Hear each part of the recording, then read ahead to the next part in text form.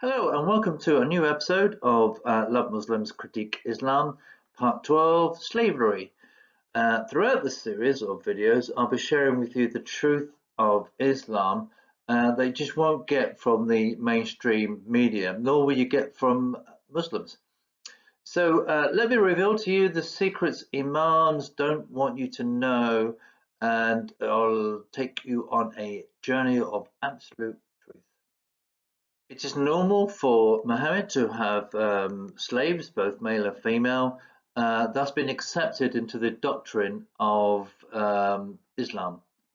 Some would find themselves as spoils of war, and some would be traded. Most would be women and children, and some women who were married will find their husbands and other male relatives killed, except for a few lucky ones who could become eunuchs.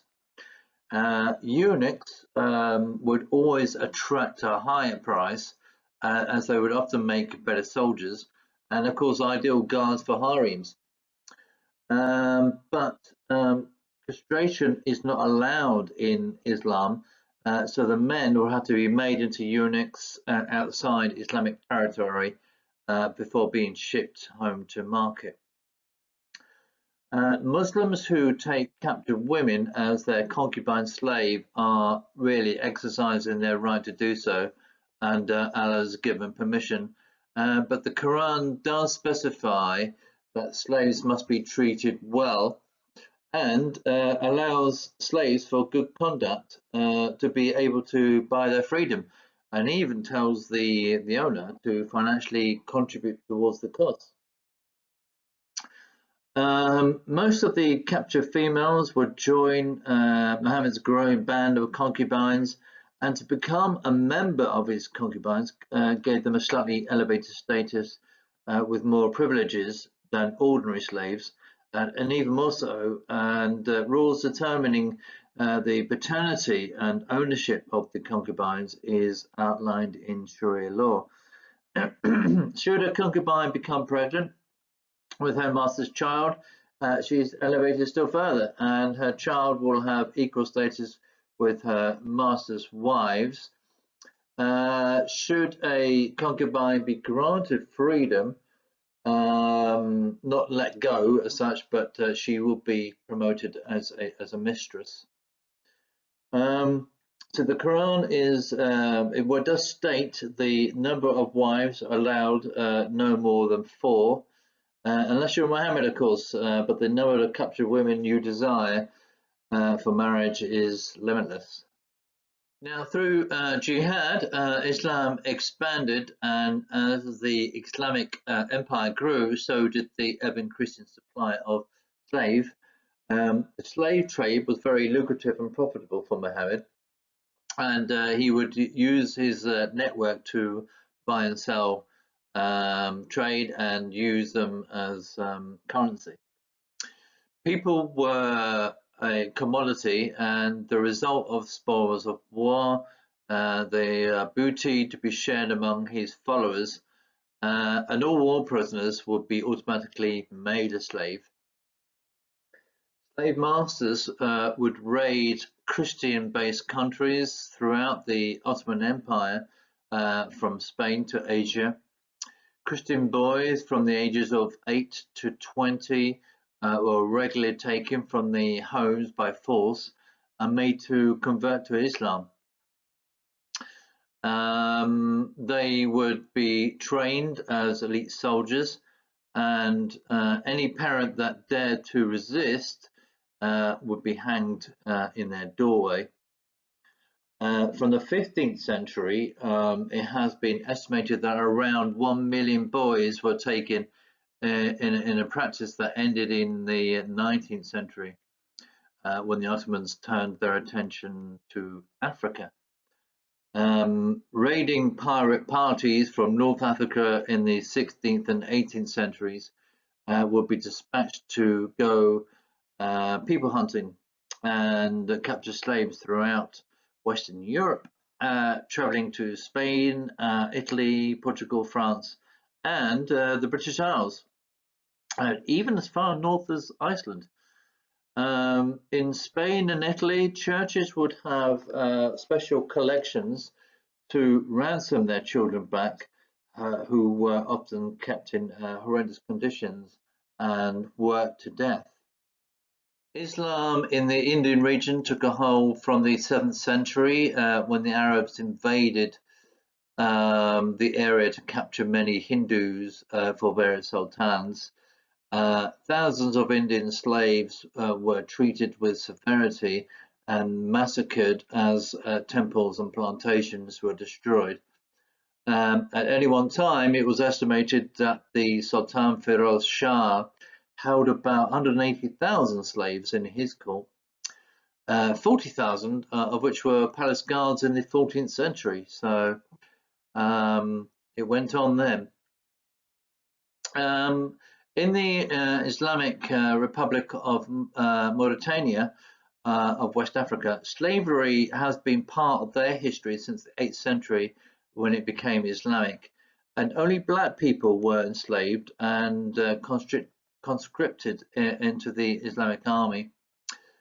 Several attempts have been made to outlaw slavery throughout the 20th century, when forming slave armies were revived in the early 1960s, but have been met with stiff opposition. Some tried to defend slavery by citing that the slaves were merely servants who have been for the families, the same families, for generations, but those who have managed to escape speak of harsh brutality and harsh treatments. A 20-year civil war in Sudan came about after Islamic law came into force in 1983, which split the country into two, north and south. The Islamic North frequently would capture and enslave the mainly Christian inhabitants of the south.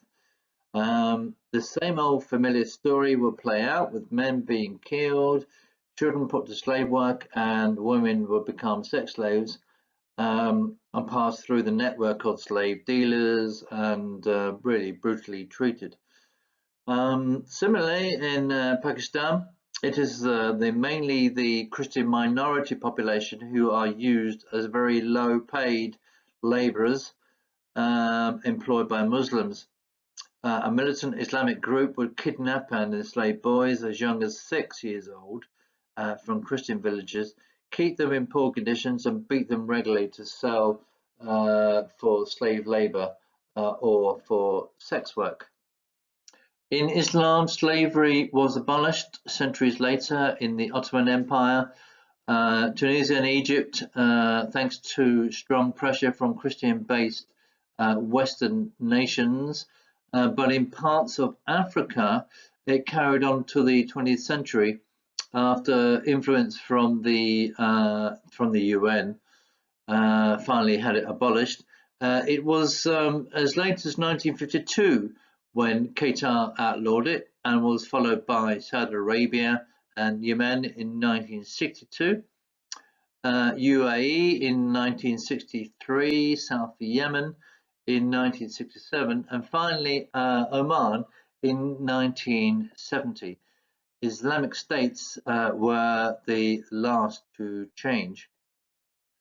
The practice of enslaving captured Christians goes on today, unfortunately, and has been in the news fairly recently with Leah Sharibu. She was the latest victim of Islamic brutality when she was kidnapped by Boko Haram from her school in Yobe State, Nigeria, along with 110 of her schoolmates.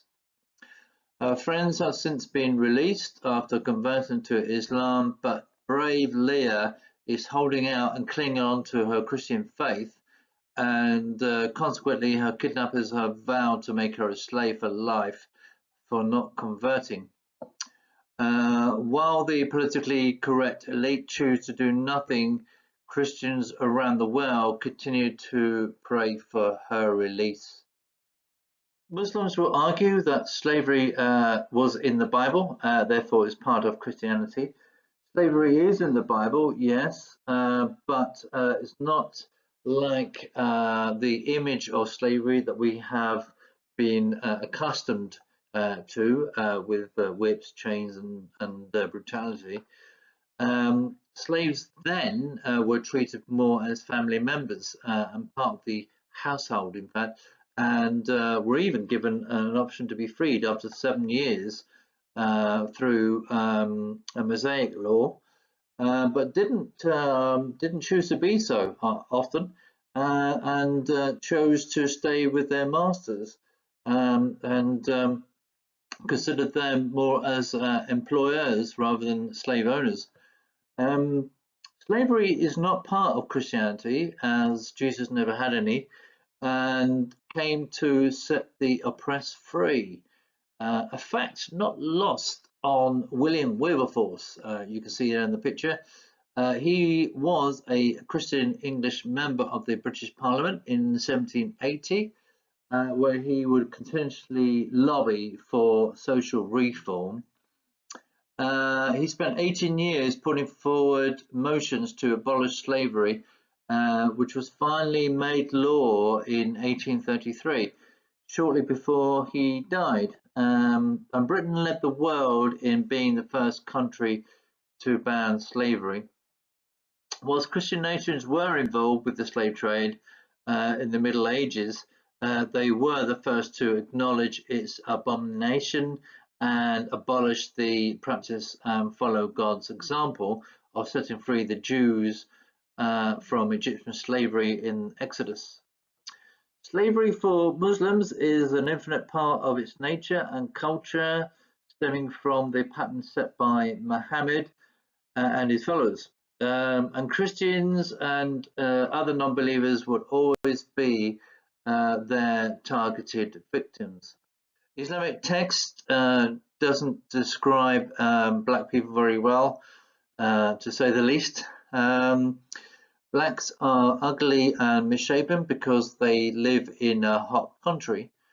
Like the crow among mankind are the zany, that's the African blacks, for they are the worst of men and the most vicious of creatures in character and temperament. And we know that the zany are the least intelligent and the least discerning of mankind and the least capable of understanding the consequences of actions. The Shubaya maintain that eloquence is prized by all people at all times, and even the zany, despite their dimness, their boundless stupidity, their obtuseness, their crude perceptions, and their evil dispositions, make long speeches. Well, so do you, mate. Well, there we go. The picture there is of captured black slaves rescued by the British Royal Navy from Muslim slave trading ship when Britain was enforcing its ban on slave trading in the 19th century. And within Islamic texts, there are several references to Muhammad owning black slaves and other reports describing the mistreatment of slaves, where Muhammad is smiling while a slave is beaten for losing a camel. In Ibrahim Ishaq, page 243, Muhammad even describes Satan as a black man and that black people are going to hell. Surah 3:106 and Surah 39:60. And so we read this then in Abu Dawud, book 004, number 18142. This is narrated by Asma bint Abu Bakr. We came out for performing Hajj along with the Apostle of Allah. When we reached Al-Aray, the Apostle of Allah alighted and we also alighted. Aisha sat beside the Apostle of Allah and I sat beside my father Abu Bakr. The equipment and personal effects of Abu Bakr and of the Apostle of Allah were placed with Abu Bakr's slave on a camel. Abu Bakr was sitting and waiting for his arrival.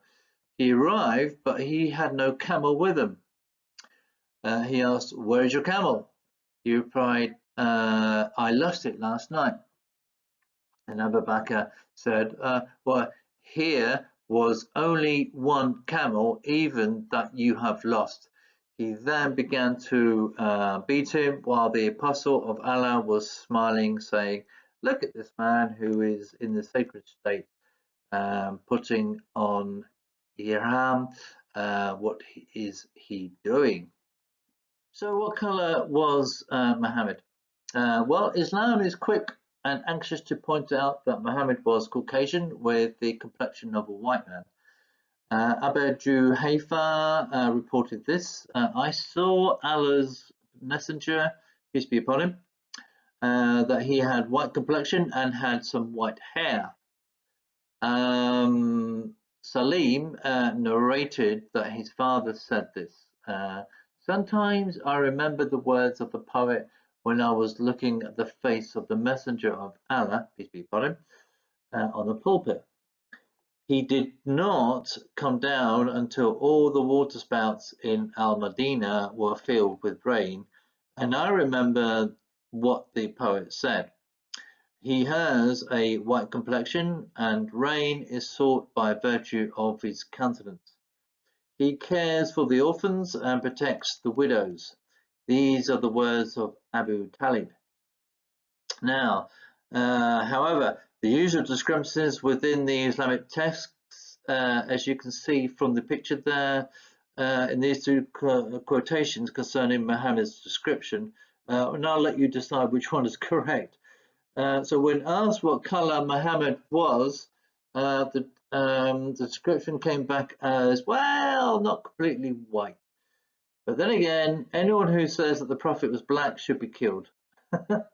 The Prophet was not black. The great Muhammad Ali, 3 times heavyweight champion boxer of the world, knocked himself out with this mishit of a punch aimed at the established white society in America when he changed his name in 1964. His name at birth was Cassius Marcellus Clay, who was named after his father, who was named after a politician who worked for Abraham Lincoln for the abolition of slavery in America. But he changed his name when he converted to Islam in 1964 to that of 2 white owners of black slaves of the 7th century. Well, there we go. Poor man, misinformed. Well, I hope you have enjoyed this insight into Islam. In the next episode, I will be exploding the myth that Islam enriched Spanish culture. But in the meantime, it's bye-bye from me. Bye-bye.